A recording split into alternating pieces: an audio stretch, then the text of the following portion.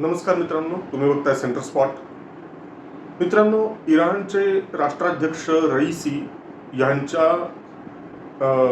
यांच्या मृत्यूच्या संदर्भात त्यांची ती हत्या होती, काही त्यामागे घातपात होता का, घातपात असण्याची दाट शक्यता आहे, अशा याविषयी अनेक जण मत व्यक्त करतायत.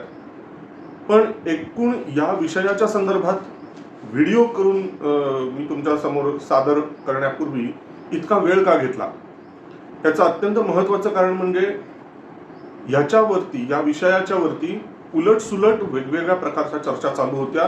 या प्रकरणाला अनेक कंगोरे आहेत, खूप लेयर्स आहेत याच्यावरती. त्यामुळे चटकन मी यावरती विषय घेऊन यायला नको, व्हिडिओ घेऊन यायला नको असं मला प्रकर्षाने वाटत होतं. म्हणून आय टूक माय टाईम आणि मग प्रॉपर यावरती अभ्यास तर डेफिनेटली, पण त्याहीपेक्षा जास्त म्हणजे चिंतन मनन करून तुमच्या पुढे हा व्हिडिओ सादर करतो आहे. त्यामुळे प्लीज हा व्हिडिओ शेवटपर्यंत बघा. फार मोठा करणार नाहीये, एकदम क्रिस्प आणि शॉर्ट ठेवण्याचा प्रयत्न करणार आहे. याचं कारण असं, मी या व्हिडिओमध्ये एकंदरीत ही घटना नेमकी कशी घडली, म्हणजे रविवारी अझरबैजान आणि इराण या बॉर्डरवरती जे थिक फॉलिएज आहे तिथे हे हेलिकॉप्टर क्रॅश जे झालं इराणचे राष्ट्राध्यक्ष रईसी यांचं, आणि त्या हेलिकॉप्टर क्रॅशमध्ये 9 जण कशा पद्धतीने मेले, त्यात इराणचे राष्ट्राध्यक्ष सुद्धा आणि विदेश मंत्री सुद्धा हे कसे ठार झाले जागीच, आणि मग त्यानंतर तपास कार्य कसं झालं, अगदी इंटरनॅशनल लेवलचं तपास कार्य झालं, त्यात कशा वेगवेगळ्या पद्धतीच्या अडचणी आल्या, 2 मोठे डिग्निटरीज एकाच हेलिकॉप्टरमध्ये कसे काय, याहीवरती प्रश्नचिन्ह निर्माण होतं. आणि त्या हेलिकॉप्टरच्या सोबत त्यांचा जो ताफा होता हेलिकॉप्टर्सचा, इतर 2 हेलिकॉप्टर्स मात्र व्यवस्थित इष्टस्थळी येऊन पोहोचले. हे कसं काय झालं? हवामानातले वेगवेगळे बदल, म्हणजे वेदर चांगलं नव्हतं असं म्हणणं, हेलिकॉप्टर जुनाट होतं हा त्याच्यातला मुद्दा, या सगळ्या वेगवेगळ्या गोष्टी त्यामध्ये इन्व्हॉल्व्ड आहेत. आणि मला असं वाटतं आपण वेगवेगळ्या वर्तमानपत्रांमधून, टी व्हीवरच्या बातम्यांमधून, त्याच पद्धतीने वेगवेगळ्या पॉडकास्टमधून, म्हणजे यूट्यूबवरच्या व्हिडिओजमधून तुमच्यापर्यंत एकंदरीत ही घटना ही व्यवस्थित पोचलेली आहे असं मी मानतो. इंग्लिशमध्ये तर प्रचंडच ह्याच्यावरती अवेलेबल आहे, पण अगदी हिंदीचा जरी विचार केला तरी आदी अचिनचं डेफ टॉक्स आहे, मेजर गौरव आर्याचं चाणक्य डायलॉग आहे, द जयपूर डायलॉग्स आहे, आणि अल्टरनेट मीडिया आहे. हे काही चॅनल्स आहेत की ज्यावरती या घटनेचा व्यवस्थित उहापोह झालेला आहे.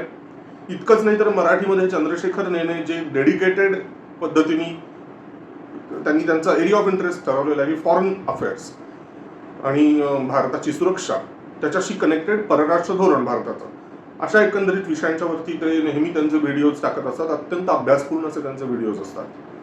सो चंद्रशेखर नेनेंचं तर त्यांच्या चॅनलवरती तर या विषयाचा अभ्यास झालाच, पण त्याच पद्धतीने अनय जोगळेकर यांनी सुद्धा हा विषय घेतला होता. तर चर्चा व्यवस्थित सगळीकडे झालेली आहे. मला एक मुद्दा, म्हणजे कशासाठी हा व्हिडिओ बनवतोय तो फार महत्वाचा आहे. तो म्हणजे या एकंदरीत हत्येच्या मागे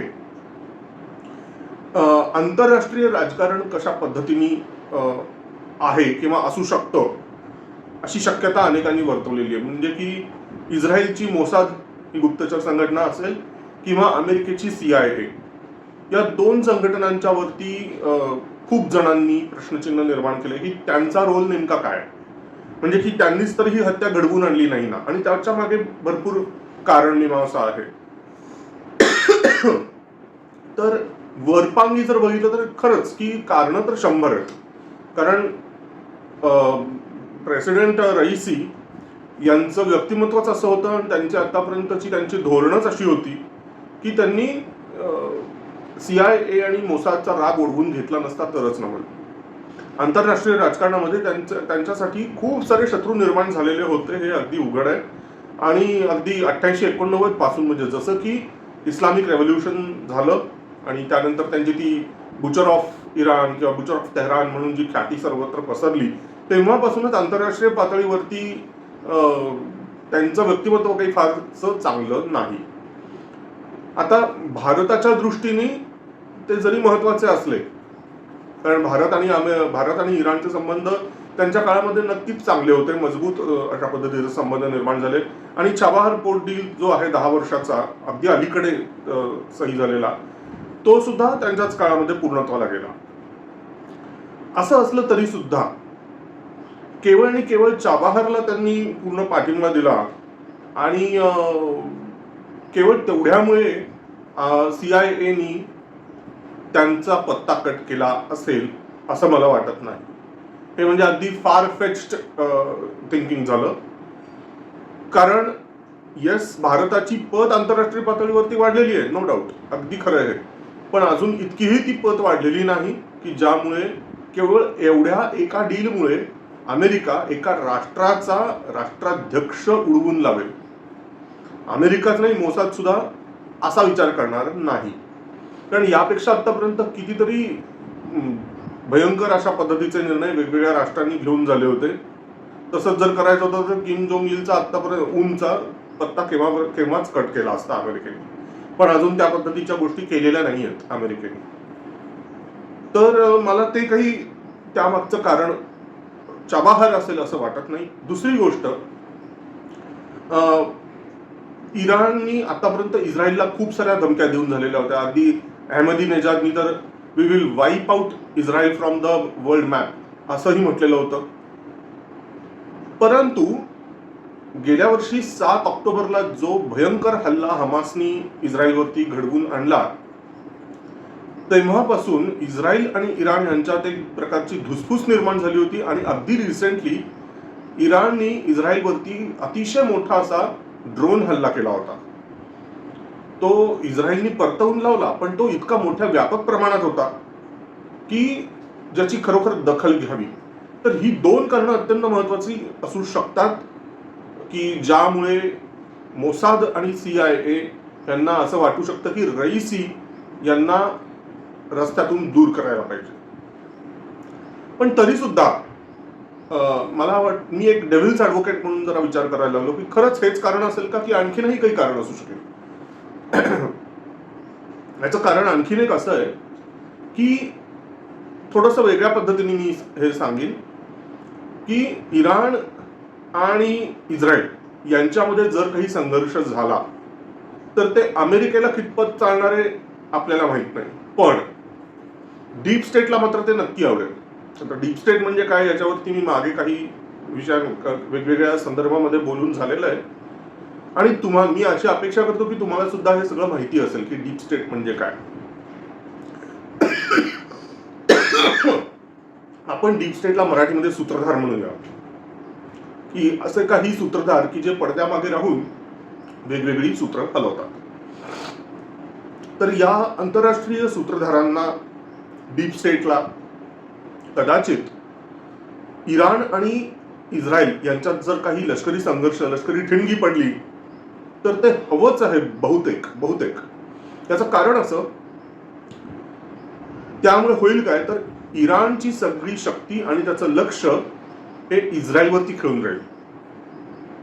आणि आज या घडीला गेल्या 1.5 वर्षापासून चीन प्रमाणेच इराण सुद्धा आणि नॉर्थ कोरिया सुद्धा हे रशियाला मदत करतायत युक्रेन युद्धाच्या संदर्भात. तर युक्रेन विरुद्ध रशियाचं पारडं सध्या इतकं जड झालेलं आहे की खार्किव कोणत्याही क्षणी पडेल. खार्किवच काय, अगदी रशियाने जर ठरवलं तर कीव सुद्धा ताब्यात घेऊ शकेल तो. It is matter of time असं म्हटलं जात आहे सध्या. या परिस्थितीमध्ये ही हारत आलेली बाजी अमेरिकेला, नेटोला आणि युक्रेनला जर जिंकायची असेल तर एक वेगळ्या पद्धतीचा डाव अमेरिका कदाचित टाकत आहे. अमेरिका नाही, आपण डीप स्टेट म्हणूया. तो म्हणजे असा की रशियाला ज्या पद्धतीने अफगाणिस्तानमध्ये अडकवून ठेवण्यात आलं होतं, अमेरिकेला ज्या पद्धतीने व्हिएतनाममध्ये अडकवलं होतं, त्याच पद्धतीने युक्रेनमध्ये रशियाला अडकवावं असा कदाचित तो डाव आहे. आणि हे करायचं असेल तर रशियाला ज्या मित्रांची मदत मिळतीये ती मदत तोडायची. ती मदत कशी तोडायची तर इराण जो आहे त्या इराणच्याकडून ड्रोनचा सप्लाय मोठ्या प्रमाणात रशियाला होतोय.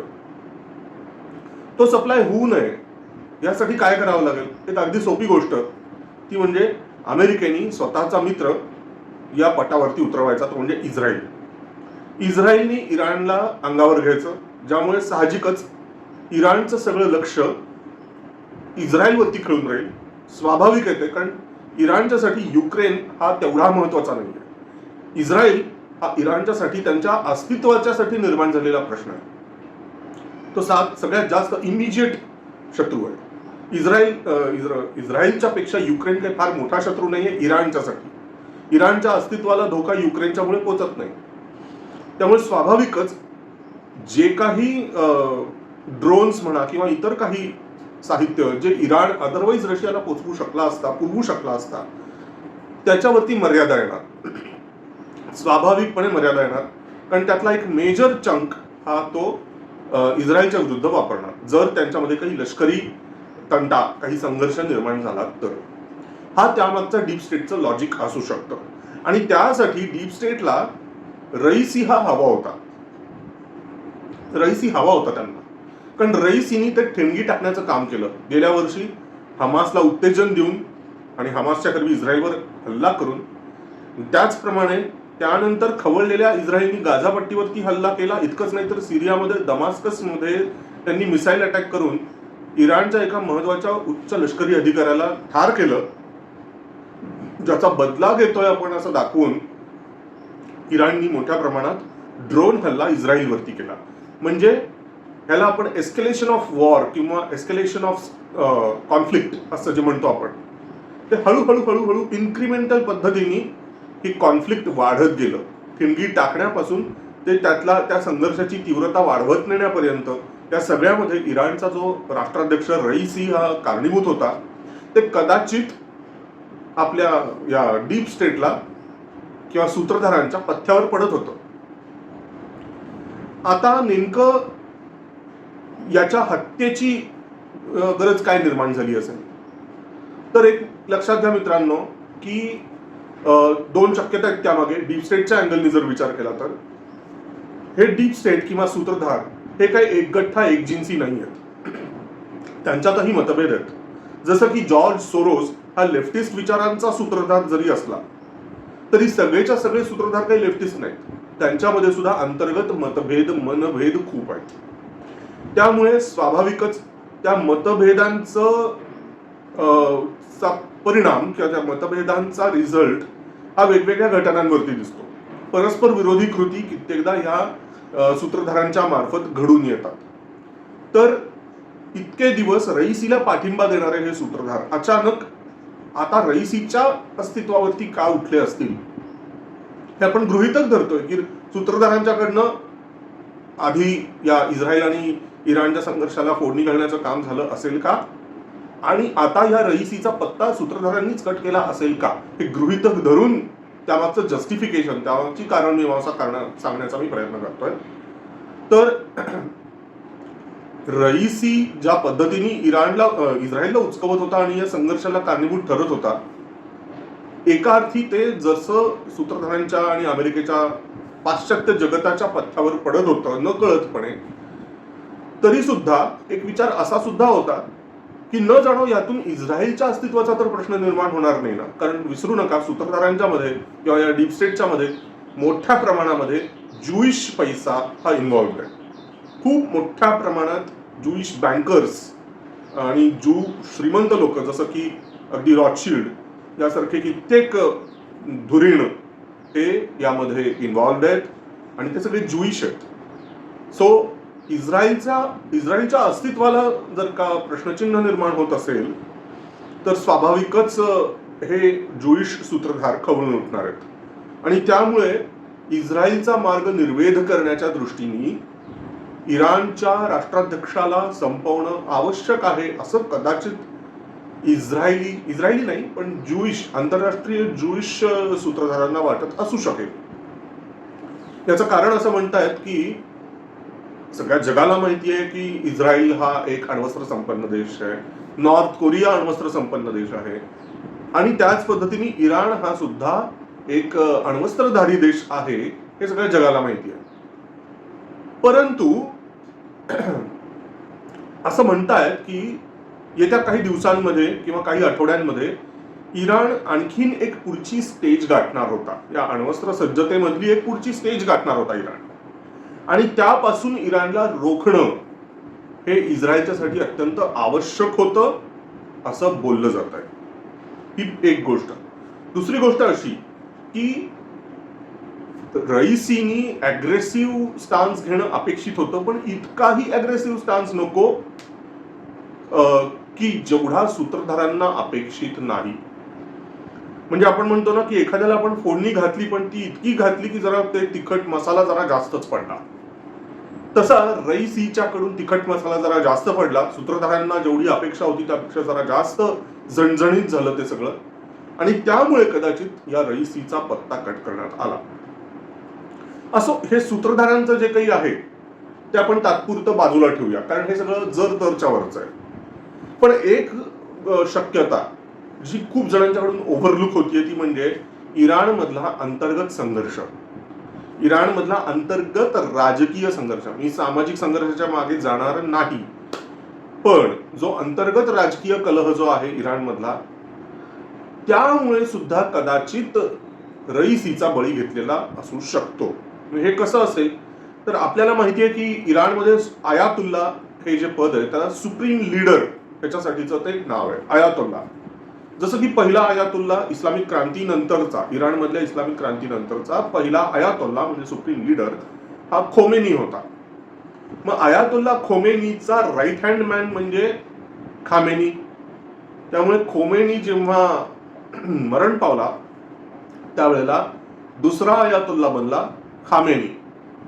हाच आयातुल्ला खामेनी अजूनही तिथे आयातुल्ला या पदावरती आहे, सुप्रीम लीडर या पदावरती आहे.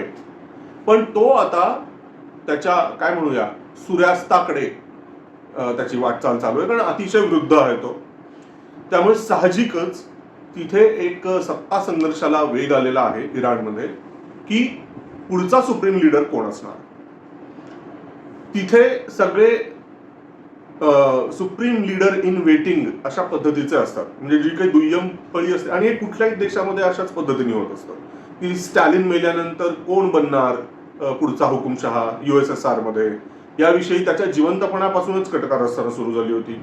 सो अशा पद्धतीची जी दुय्यम नेत्यांच्या मध्ये जी एक संघर्षाची स्थिती असते तशी इराणमध्ये बऱ्यापैकी आहे.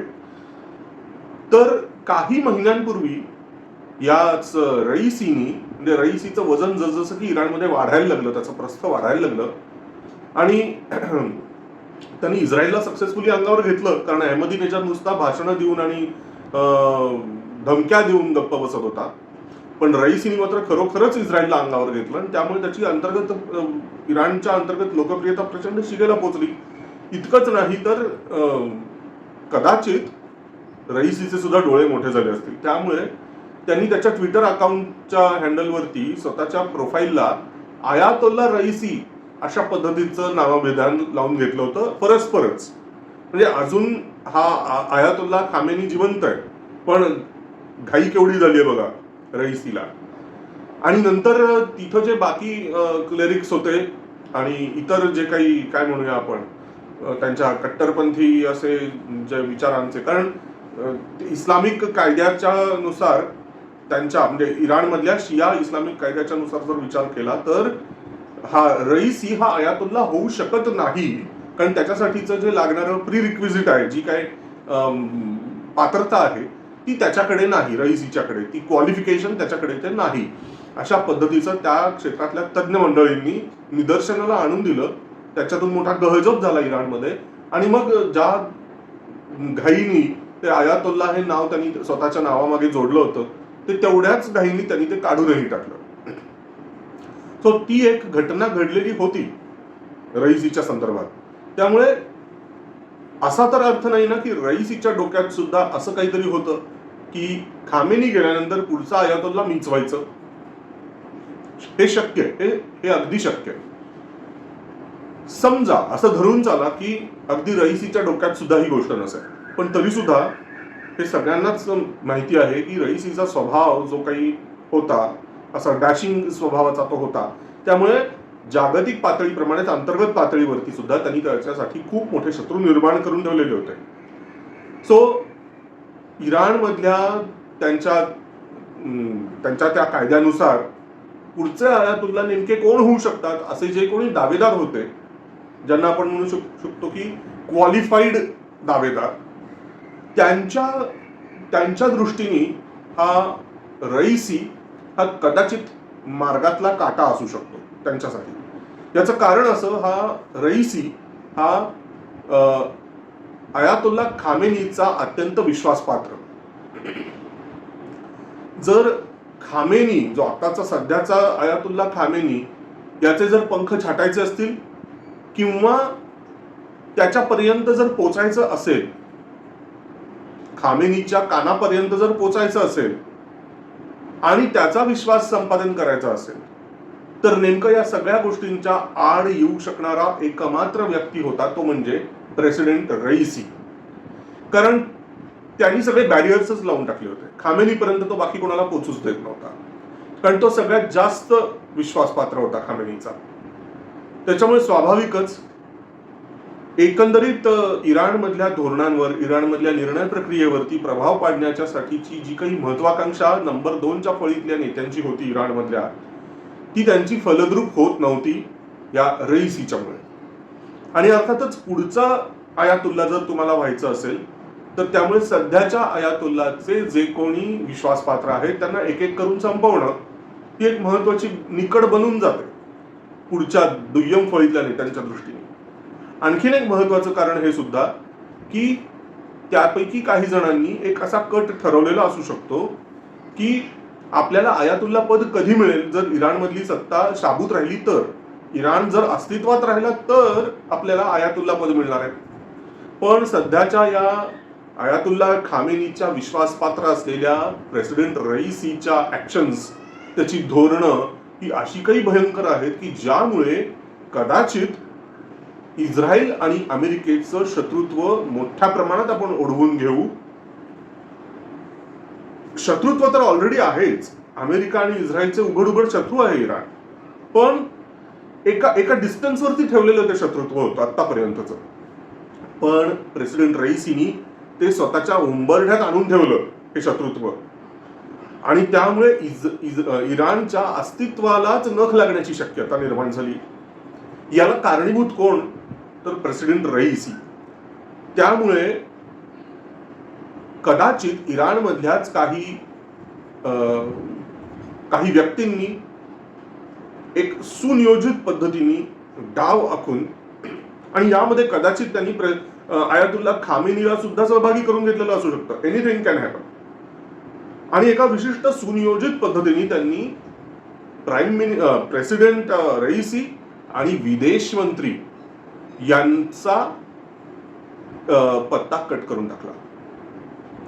तो अशा ठिकाणी, जागा पण महत्वाची आहे, अशा ठिकाणी तो पत्ता कट केलाय अझरबैजान आणि इराण यांच्या सीमेवरती, ज्याच्यामुळे ठपका अझरबैजानवरती ठेवता येऊ शकतो.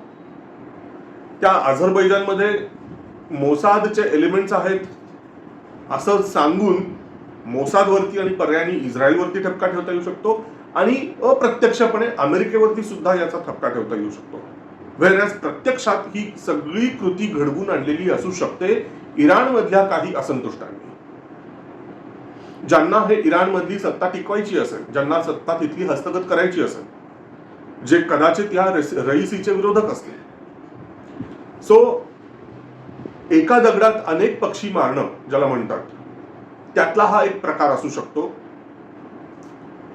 जगाच्या राजकारणात किंवा अगदी जगाच्याच काय कुठल्याही राजकारणात आजपर्यंत मानवाचा इतिहास इतक्या हजारो वर्षांचा आहे, अशा या राजकीय इतिहासामध्ये अशा पद्धतीने एका दगडात 2 नाहीतर अनेक पक्षी मारण्याचा पराक्रम आतापर्यंत अनेकांनी करून झालेला आहे.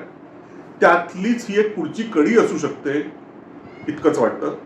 मित्रांनो, आपल्याला जर या व्हिडिओतले विचार पटले असतील, आवडले असतील, तर जरूर लाईक करा, या व्हिडिओला शेअर करा, आणि तुमचे काही प्रश्न असतील, तुम्हाला तुमचं काही मत मांडायचं असेल तर जरूर कमेंट सेक्शनचा वापर करा. आणि सोबत QR कोड जोडलेलाच आहे, QR कोडवरती आपण मदत करू शकता. आणि त्याच पद्धतीने सेंटर स्पॉटला लाईक करायला विसरू नका, बेल आयकॉन सुद्धा दाबायला विसरू नका. धन्यवाद.